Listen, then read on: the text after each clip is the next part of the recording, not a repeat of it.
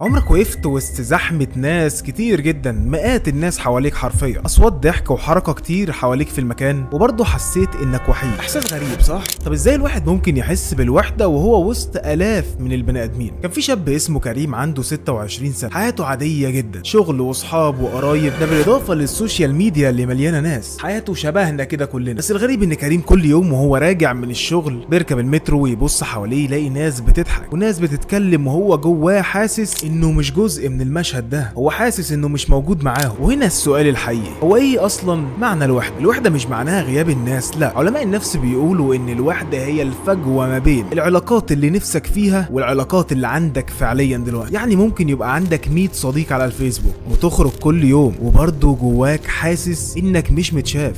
تخيل دراسة في جامعة شيكاغو لقت ان اكتر من 40% من الناس في امريكا بيحسوا بالوحدة بشكل متكرر. ده رقم مرعب لو انت مش متخيله، وده برغم ان الناس دي حياتها مليانة ناس زيك بالظبط. علماء الاعصاب اكتشفوا حاجة غريبة جدا، لما الانسان بيحس بالوحدة الدماغ بتاعته بتبدأ تتعامل مع الألم ده كأنه ألم جسدي بالظبط. يعني حقيقي الوحدة مؤلمة، وده مش كلام وخلاص، الوحدة بتوجع بجد، وعكس ما انت متخيل ان الفلوس او الغنى او الشهرة هي اللي هتجلب لك السعادة. نسبة كبيرة جدا من الناس الأغنياء مش مبسوطين أساسا، لو جيت سألتهم هيقولك مصدر السعادة مش من المال نهائيا، بل من أشياء تانية تكتسب. الوحدة صديقي وسط الزحمة بتحصل لأسباب كتير جدا، ممكن لأن العلاقات حوالينا سطحية جدا، أو إننا بنلبس أقنعة على السوشيال ميديا ونخبي نفسنا الحقيقية. أنت لغاية دلوقتي مش ظاهر بشكلك الحقيقي، فأنت ذات نفسك ما بتتعاملش مع حد بأنت. أظن وصلت لك الفكرة. لما تبدأ تتعامل بشخصيتك الحقيقية مع شخص، ساعتها بس مش هتحس بالوحدة، حتى لو شخص واحد، إذا كان صديق، أخ، أو حتى واحد ما تعرفوش. الفكرة بس إنك تتعامل معاه